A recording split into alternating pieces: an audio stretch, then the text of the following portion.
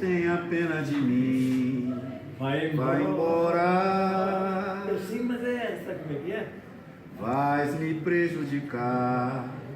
Ele pode chegar. Está na hora.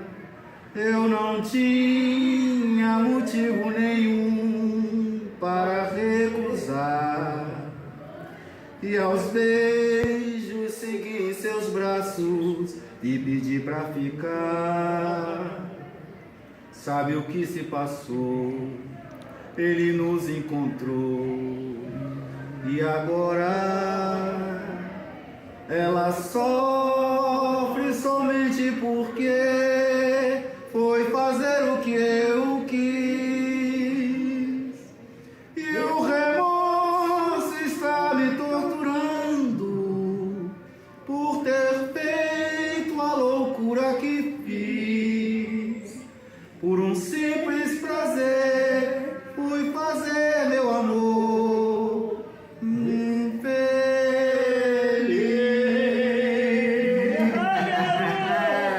Esse é o garoto. Eu sou garotinho.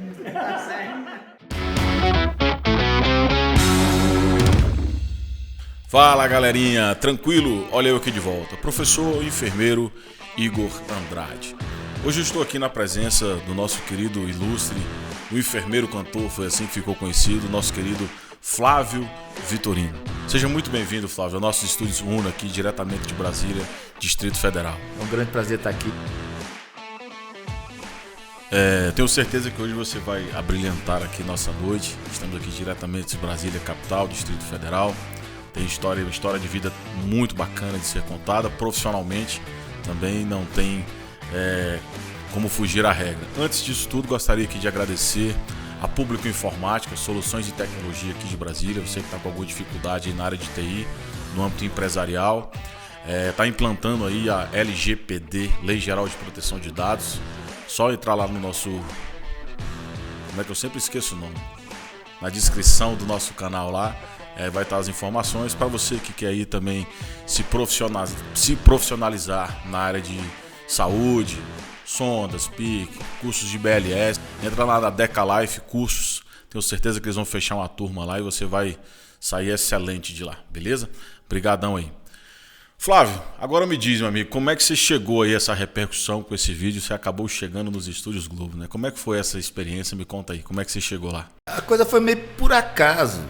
O que acontece? Eu tô no SAMU já há bastante tempo, já tem muitos anos que trabalho lá, e um belo dia entrou uma ocorrência pra gente dizendo que o senhorzinho tava com dor no peito. Senhor de 80 e poucos anos, 89 anos, se eu não me engano. Uhum. E aí estávamos só eu e o condutor na viatura nesse dia, e aí nós deslocamos para lá, né, com uma certa brevidade, achando que pudesse ser algum tipo de síndrome coronariana, alguma coisa do tipo. IAM aí, né?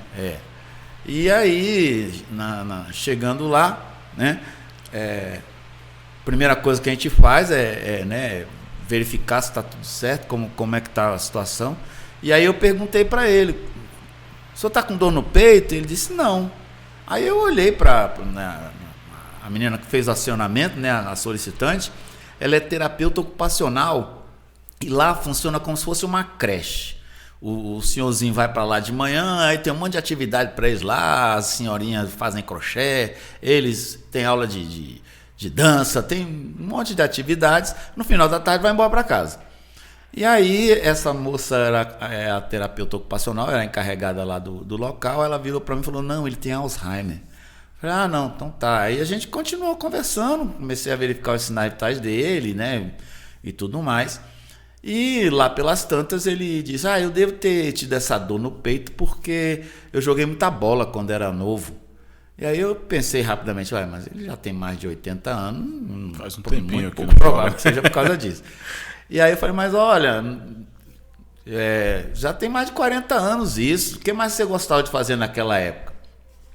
Ah, eu gostava de pagar fieira, eu gostava de jogar bola e cantar bolero para as minhas namoradas. Eu falei: ah, namoradas, O Alzheimer dessa hora tá lembrou direitinho, né? E aí eu falei: então canta aí um bolero daquela época aí pra... Aí ele falou: ah, não lembro de nenhum. Eu falei, e se eu cantar um para você, será que você me acompanha? Ele falou, se eu me lembrar, se eu conseguir. E aí o meu colega, o condutor, né, o meu canga, pega o saco do celular e fala, isso aí eu vou filmar. E aí ele faz a filmagem, eu começo a cantar para ele e tal. E aí, se vocês repararem, do meio da música em diante, ele começa a cantar junto, né? Ele começa a lembrar e tal. E no final do vídeo, aí a voz que se ouve no final é a terapeuta falando assim, olha, mandaram a pessoa certa para ele atender e tal. Que bacana. Né? A gente fez, o resto, né? Terminou o atendimento, terminei lá de verificar os sinais dele, estava tudo dentro da normalidade, não tinha nenhum sinal de agravo para a saúde dele naquele momento. E aí eu liguei na central de regulação do SAMU, conversei com o médico, falei, olha, doutor, dá para encerrar por aqui, tá tudo tranquilo, não... foi só um alarme falso. E aí, tudo bem, encerramos e aí continuamos as atividades do resto do plantão, né? Quando foi à noite, isso era uma quarta-feira, se eu não me engano. Quando foi à noite, esse menino me mandou o vídeo, falou, posso botar lá no grupo, querendo... Dá uma zoada. O pessoal vai te zoar lá e tal. Eu falei, pode pôr, não tem nada não. E aí, eu comecei a olhar o vídeo, fiquei observando, falei, nossa, esse troço ficou interessante, né? E eu na época, eu não ficava muito ligado nessa coisa de ficar postando coisas, principalmente coisas do trabalho, em Facebook, em rede social, essas coisas não. Mas eu olhei aquilo e falei, isso aqui ficou interessante, né? Acho que vai ficar legal, os alunos vão gostar de ver esse tipo de atendimento, porque na época eu estava com uma classe de alunos e tal. E aí eu postei, fiz uma legendazinha, né, pequena, bem sucinta, dizendo, olha, atendimento humanizado, o paciente falou que não lembrava de uma música e eu cantei um bolero para ele, mais ou menos isso.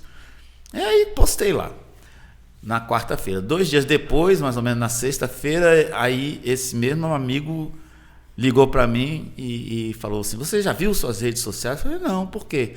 Não, aquele vídeo que você postou já tem 700 mil visualizações, quer dizer, foram 700 mil visualizações em 2 dias. Caramba. Eu falei, caramba, eu tô ferrado, vamos processar. Eu só pensava que tinha dado ruim, sabe?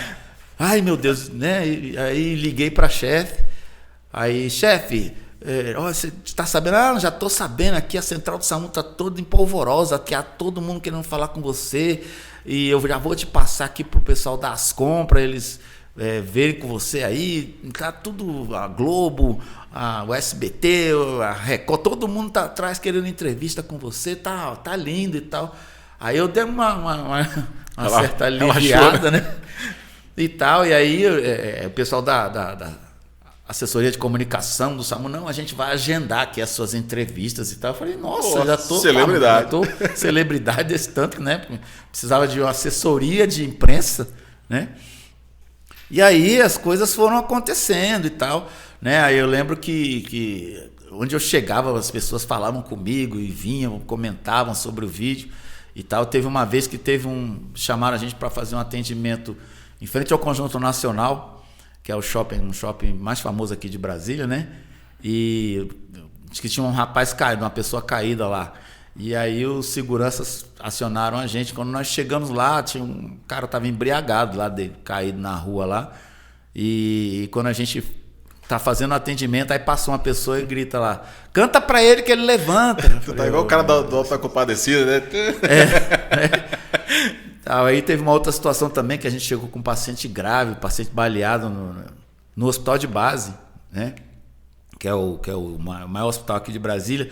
Eu entrei com o paciente gravíssimo, né, direto para a sala vermelha, e a gente ficou lá dentro e tal, e na saída tinha uma jovem na porta do hospital, olhando para mim assim, com um olhar bem emocionado, falou, eu fiquei aqui esperando, porque na hora que eu vi a ambulância parar e vi você descer, eu sabia que era você, eu queria tirar uma foto contigo. Eu fiquei muito emocionado com isso, foi uma... Bom, né?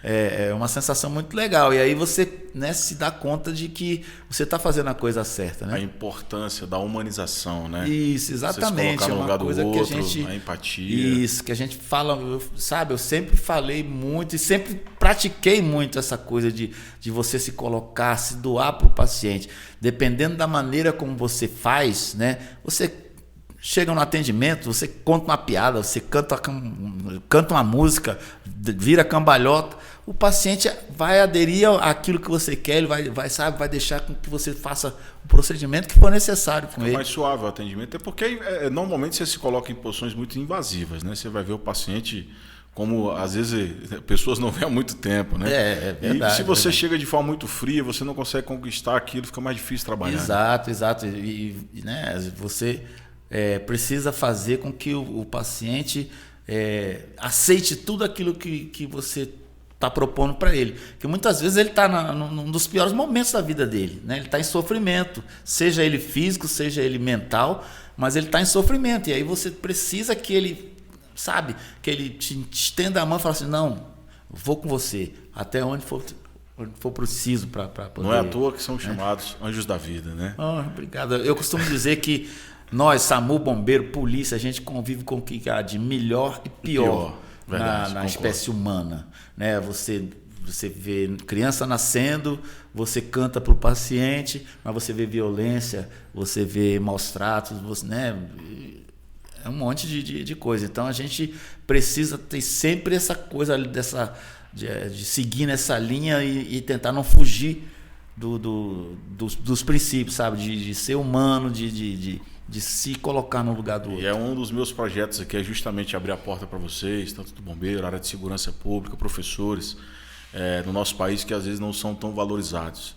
Entendi. E eu acho que os heróis de verdade, às isso vezes não vestem capa, né? Vestem claro. Fardas, vestem jalecos. Esses são os verdadeiros heróis que nós deveríamos referenciar. E às vezes são esquecidos, às vezes são injustiçados. Então, se fica aqui o meu agradecimento público aqui para todas essas forças, e você em especial por estar fazendo esse belíssimo trabalho. É evidente isso, que todo mundo se tocou ver esse vídeo, né? Ser não é comum, né?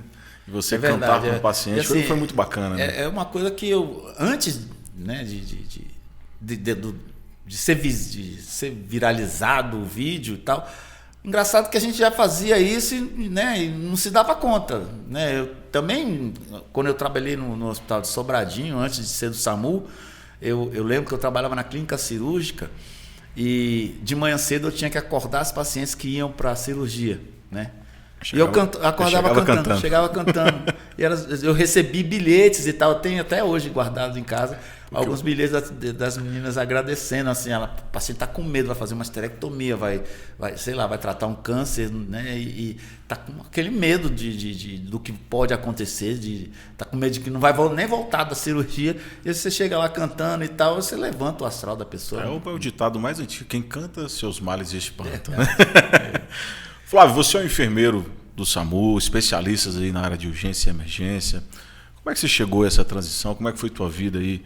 Até se você quiser falar de música, não sei se você é um cantor realmente famoso, você transitou nessas esferas, enfim, fica à vontade aí. Conta um pouco de você aí pra gente. Bom, eu fiz o curso de auxiliar, depois fiz o curso de técnico, depois o de enfermeiro, né?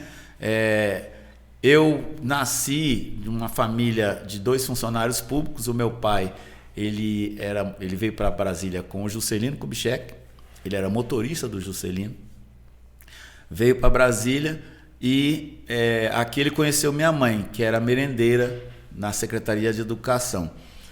E eles se conheceram, nasci eu, depois a minha irmã, e meu pai já tinha um filho no Rio de Janeiro, do primeiro casamento, e depois nasceu um outro irmão meu, que é também só meu irmão por parte de pai, né? O meu pai era aquele boêmio da Lapa, ele gostava muito de andar com aquele terno de linho branco, sapato bicolor. Eu tenho muito essa imagem viva na memória, né? E foi um dos fundadores da ARUC, né? A nossa querida ARUC, aqui é a escola de samba. Estamos aqui do lado, nossa vizinha.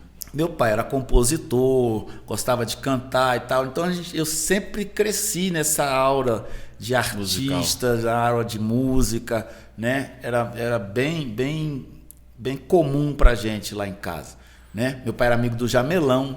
Quando vinha a Brasília, ia lá em casa, esses dois sentavam, tomavam cachaça os dois juntos lá, ficavam bêbados. E tô no meio. E a gente ficava olhando lá, né? Assistindo. E aí, meu pai incentivou sempre isso, essa parte musical da gente e tal. Aos 18 anos eu fiz concurso para a Marinha, né? Entrei para a Marinha do Brasil, fui para Vitória, para a Escola de Aprendizes de Vitória, passei 11 meses lá e depois fui para o Rio de Janeiro. No Rio de Janeiro servi embarcado. E no navio onde eu embarquei, nesse primeiro navio onde eu embarquei, né, a gente, quando terminava as atividades, o navio viajando e tal, a gente terminava as atividades, tinha sempre um colega que ia com um violão lá para a popa do navio e a gente ficava cantando músicas lá, né? Eu lembro que a música que estava estourada na época era aquela música da Blitz, né? Estou a dois passos do paraíso e tal. E eu gostava muito daquele refrão lá do solo, né? Que a radioatividade leva até vocês mais um programa da série a série, dedique uma canção a quem você ama e tal, né? Esse caminhão de queixo duro. Isso, para-choque duro. Faróis baixos, para-choque duro. Arlindo Orlando. Arlindo né? Orlando. E assim, né, a gente usava, né, depois a gente montou um grupinho de pagode. E a gente ia para os botecos, sentava lá e ficava tocando uns pagodinhos, coisa bem, bem amadora mesmo. Tocava pela cerveja e tal, né? Até para poder arrumar umas namoradas. Claro, também, né? tudo Sempre mais. tem que ir, né? Senão não... A partir daí, eu fui chamado pela Marinha para fazer o curso de enfermagem, né? Eu não conhecia absolutamente nada da profissão, né? Não tinha a menor noção do que era e tal. E eu fui morar no hospital. Eu morava Fez residência. No Hospital Regional, exatamente, eu era residente no hospital. Hospital Naval Marcílio Dias. E como eu era, sabe, muito curioso, ávido de ter conhecimento, de entender as coisas, terminava as aulas, a gente tinha aula de 8 às 16, né? Parava um intervalinho para o almoço e tal. De 8 às 16 era a nossa aula. E a partir dali, eu ficava na porta da emergência do hospital, ficava ali aí chegava os casos, eu ajudava a botar na maca, ajudava a transportar na cadeira de rodas, aí entrava lá para dentro e ficava perturbando os profissionais lá, o enfermeiro, os médicos, como é que faz isso, como é que é isso, por que tá assim, sabe? Eu ficava... Curiosidade, né? Perguntando, Aí, eventualmente, o profissional ainda deixava eu fazer uma coisa ou outra, dar um banho e tal. Aí, conforme o curso foi caminhando, já me deixavam posicionar uma veia. E assim a gente foi tomando corpo. Foi aprendendo. Eu fui fazendo estágio junto com... com o curso. Junto tudo com o curso. Concomitante. E aí foi. Aí me formei em 1986 como auxiliar de enfermagem. Dia desse. Tem uns dias aí, Boa parte do povo, né? não estava nem imaginando em fazer enfermagem. E aí, assim que eu me formei, coisa de uns 2 meses, 1 ou 2 meses depois, aconteceu o acidente radioativo do Césio 137. Goiânia, né? O acidente foi aqui em Goiânia. Dois rapazes abriram uma cápsula de chumbo num terreno baldio que estava, né? E aí o Hospital Naval Marcílio Dias era o único preparado que tinha medicina nuclear, era o único que que poderia dar atendimento a esses pacientes. Com a gravidade do caso, o presidente da República, né, solicitou ao ministro da Marinha que esses pacientes fossem remetidos para lá, e aí nós os recebemos e eu fiz parte da equipe de atendimento lá. Após isso, eu vim transferido para Brasília, né? Eu sou nascido aqui, e aí, né, para mim era a realização, né? Vim transferido para Brasília, trabalhar no Hospital Naval Marcílio Dias. Vim para Brasília trabalhar no Hospital Naval de Brasília. Comecei a trabalhar no Hospital Naval, depois passei para a Secretaria de Saúde, comecei a trabalhar nos dois, né? Eu lembro que na minha época você fazia prova escrita, prática e oral, né? Eu passei no concurso assim que virou a Constituição de 88, né? Que aí você precisava fazer concurso para entrar no serviço público, mas também a Constituição nos permitiu militares da área da saúde ter 2 vínculos. Fazer o vínculo direto. E aí a gente começou a trabalhar, né, nos 2 locais. Aí eu fui trabalhar no Hospital Regional de Sobradinho. Lá eu inaugurei a UTI do hospital, e, né, mas gostava ainda da emergência. No Hospital Naval eu trabalhava no pronto-socorro. Naquela época, o pronto-socorro era o lugar que ninguém queria ir. Não mudou muito. A diferença é que naquela época, o profissional que atendia no pronto-socorro normalmente não era especialista em urgência e emergência. Ele era apenas mais um profissional que estava ali para cumprir o papel. E aí, esse é um marco, né, da evolução da profissão. Essa coisa da especialização em urgência e emergência. Hoje em dia a gente percebe que as pessoas que trabalham no pronto-socorro trabalham porque gostam, não porque foram simplesmente jogadas lá. Dentro de protocolos, normativas, né? Que hoje a gente tem um protocolo enorme dentro da área de emergência. Hoje em dia a coisa está fluida, exatamente, né? Era muito empírico, né? A coisa chegava e era a porta de entrada, né? Era só a porta de entrada. Então, assim, o paciente era minimamente estabilizado e já era encaminhado para onde quer que pudesse dar um atendimento mais definitivo, né? Hoje em dia, acho que a coisa deu esse salto evolutivo muito grande, né? Aí, depois de um certo tempo lá no pronto-socorro no Hospital Naval, eu passei para o pronto-socorro do Hospital de Sobradinho e depois fui trabalhar na clínica cirúrgica. E na clínica cirúrgica, logo pela manhã, eu era o responsável por acordar as pacientes que iriam para o centro cirúrgico logo de manhã, as cirurgias eletivas e tal. E eu costumava acordar elas cantando. Então, né, já fazia isso.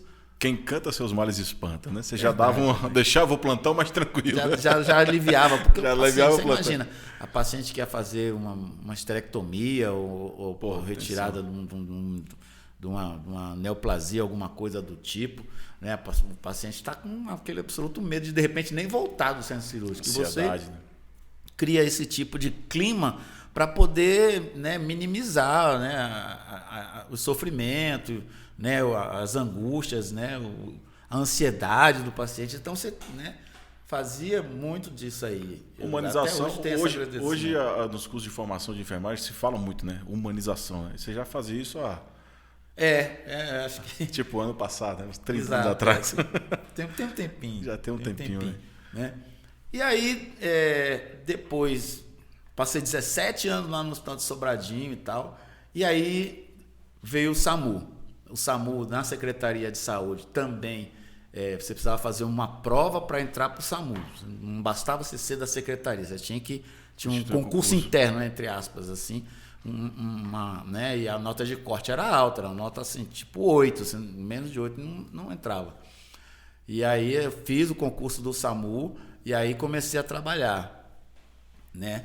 E aí fiz a atualização de auxiliar para técnico e aí comecei, como eu casei e me separei muito cedo, eu paguei pensão durante muitos anos. E aí eu fui fazer... Conheço um monte. Eu fui fazer a faculdade de enfermagem já bem mais para cá, eu já estava quase acima dos 40 anos, né? Então eu já tinha uma experiência bem grande também, o que deu uma certa facilitada nas questões mais práticas e tal, porque eu sempre fui muito curioso, como eu disse. Então, assim, a gente entrava lá e às vezes não era coisa da salsada, mas você ficava olhando e sabe, eu nunca fiz não, mas isso aqui eu acho que eu já, né? A gente tentava, não vou dizer que fez, né?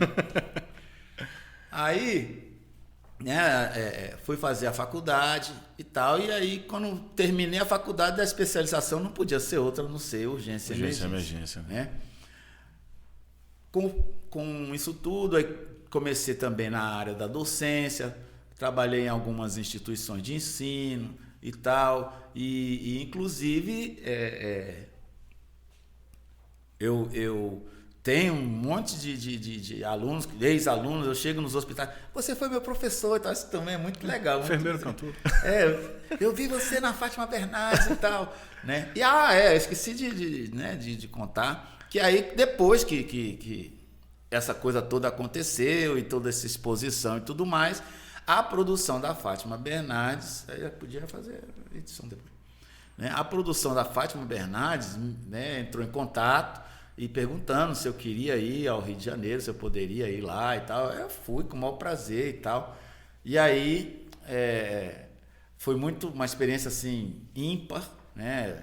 Assim, nunca imaginei que essa coisa pudesse chegar nesse patamar, nessa coisa, né? Do jeito que... Mas não teria que ser diferente. O vídeo ficou, para quem assiste, você vê de novo. Foi muito humano, foi natural, não foi programado. Achei muito bacana. Foi merecedor as visualizações que você teve no... Pois é, e ocorre que assim, aí essa coisa toda na minha carreira profissional aconteceu agora, foi esse vídeo de 2019, então eu já estava me preparando para diminuir a carga de trabalho, aí comecei a não trabalhar mais de noite, que era uma coisa assim, eu passei 30 anos fazendo plantão noturno. Deixa eu te fazer uma pergunta assim, bem dentro do que a gente está aqui falando de vídeo, humanização e tal. Você é um profissional do SAMU, viu coisa pra caramba na sua carreira. Quais são assim, as maiores dificuldades que você julga dentro da ambulância, aí, correndo riscos para salvar vidas? Acho que é uma definição até essa, né? A grande... Acho que, assim, primeiro de tudo, o que a gente percebe é que as pessoas têm adoecido muito da alma. Muitas vezes, a emergência não é física. O que você vai atender, muitas vezes, é aquela dor da alma, sabe? Os males psicológicos estão muito exacerbados. A gente tem atendido muita gente deprimida, muita gente ansiosa. E aí, né, eu digo muito para os pacientes mesmo. Falo, olha, você fica ansioso por aquilo que não aconteceu. E que normalmente não vai acontecer. O cara, eu estou ansioso porque eu vou fazer uma prova. Sim, você não fez a prova ainda. Não adianta você, sabe, sofrer por antecedência. Assim como se você fica deprimido por aquilo que já passou. Se já passou, você não tem mais como intervir. Concordo. Então, eu tento muito usar esse tipo de argumento com os pacientes, com os alunos, com as pessoas com quem a gente interage, né? E, assim, dentro desse mundo, eu vi uma fala sua, a gente estava num fórum junto, eu achei bacana a história. Vou pedir para você repetir aqui, se você puder.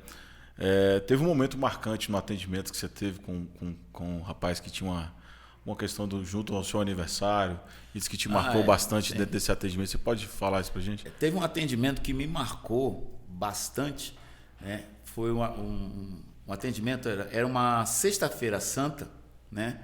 Dia 6 de abril. E aí, esse rapaz, ele fez o concurso do Banco Central lá em Pernambuco. Passou na prova e ele e a esposa tinham uma filhinha de 2 aninhos, 2, 3 aninhos. Eles ficaram naquela discussão, para onde que a gente vai? A gente pode ficar aqui mesmo? Tal. Aí a esposa fez uma pesquisa na internet e falou assim, olha, Brasília é um ótimo lugar para a gente criar nossa filha, porque as instituições de ensino são muito melhores e tal. Eles fizeram esse balanço e resolveram solicitar, né, que eles viessem para cá. Eles estavam aqui há pelo menos uns 3 meses e nesse dia o eixão estava fechado. Ele falou, olha, eu vou dar uma volta de bicicleta, mas aí você me encontra daqui a determinado tempo num barzinho e tal. Ficava ali na 116, na 415 Sul. Ficava ali na 415 Sul. E aí, nesse barzinho, eles se sentaram na última mesa, lá no fundo do bar. Na verdade, era uma lanchonete. E na primeira mesa, lá na frente, tinha uma menina com um laptop. Passou um cara e tentou arrancar o laptop dela. Eles começaram a brigar pelo laptop. E aí, na hora que ele arrancou o laptop da mão dela, ele sacou de uma arma e deu um tiro aleatório, assim, nem olhou para ela. Deu um tiro para trás para poder fugir. Esse jovem estava lá na última mesa, sentado com os braços apoiados na mesa. O tiro entrou pela axila dele e se alojou no coração, né? Nós fomos a primeira equipe a chegar lá. A gente conseguiu estabilizar o cara e levar para o hospital. Chegou no hospital, era o melhor cirurgião de emergência que eu já vi atuar, né? O cirurgião fez a toracotomia na hora lá dentro da sala de emergência e a gente conseguiu subir com ele para o centro cirúrgico, porém ele não resistiu e veio a falecer. Aí é que veio a coisa, eu descobri que ele faria aniversário 2 dias depois né? Dia 8 de abril, que é o mesmo dia em que eu faço aniversário. E assim, o cara tava lá cuidando da vida dele, tipo, na hora errada, no momento errado, né? Se ele tivesse dado mais uma voltinha no chão, sabe? Aquela coisa. E eu digo muito para as pessoas assim, a gente morre quando chega a sua vez. Lidar com a vida e com a morte não é fácil. Durante 30 anos aí que você está aí certamente. praticamente aí encerrando a carreira, entre aspas, né? Eu estou perto do apagar das luzes, mas ainda tem uma lenhazinha para queimar. Não, mas agora você passa os seus ensinamentos que você viveu aí durante esses 30 anos, é isso que você está aí dentro de atividade, dentro da saúde, né? Isso. Como hoje aqui você está dando isso. Esse ano 2022 eu comprei 30 anos de Secretaria de Saúde, mas de profissão eu já estou perto dos 40 né? Já vai para 38 anos. Quer largar né? o osso. Diz que é um vício, né? A emergência é um vício, esse é o problema. Aí, a cabeça já está assim. Aí eu tentando, né, desapegar, estou tentando não ter mais de um emprego, estou tentando né, não trabalhar de noite mais. A gente vai desapegando para poder ter uma aposentadoria mais tranquila, né? É. Eu vi bacana, assim, esses dias eu fiz um atendimento e eu vi que o bombeiro e o SAMU, até que enfim, né, resolveram andar juntos. Eu até achei estranho que eu fiz a solicitação e eles chegaram na mesma ambulância. Eu falei, pô, será que deu carona, quebrou a ambulância?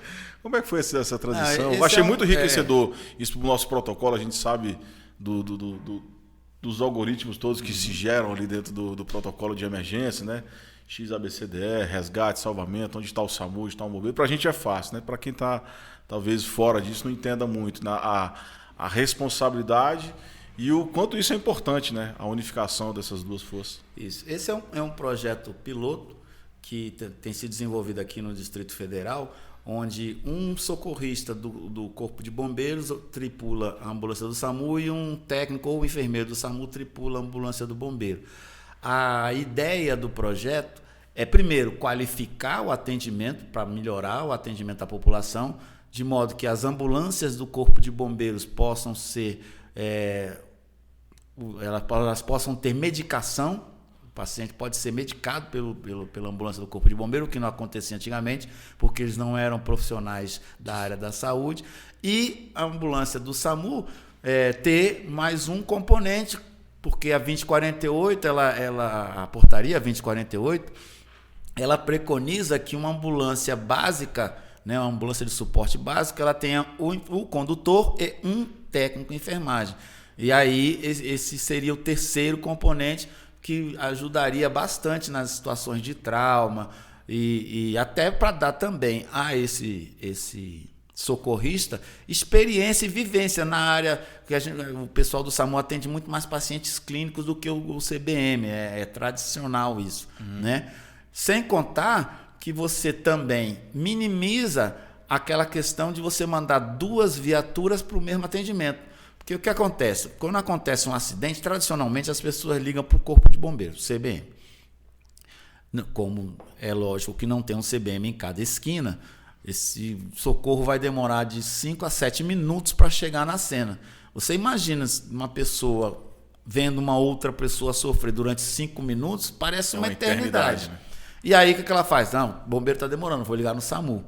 E aí, né, depois de 5 minutos que o bombeiro é acionado, você aciona o SAMU. E aí não existe na central de regulação, não existe esse link entre saber se o bombeiro já está deslocando e o SAMU vai deslocar, então acaba se deslocando 2 viaturas para a mesma ocorrência. E aí a ideia é que a central seja única, ainda não é, mas o caminhar da carruagem é nesse sentido, e aí você evite isso, porque afinal de contas acaba sendo custo para o Estado. Né? Um atendimento, uma ambulância básica, ela custa em torno de R$ 1.500, só para você ligar o carro e disparar. Imagina se ela fizer o atendimento mesmo e tal, se tiver transporte, aí...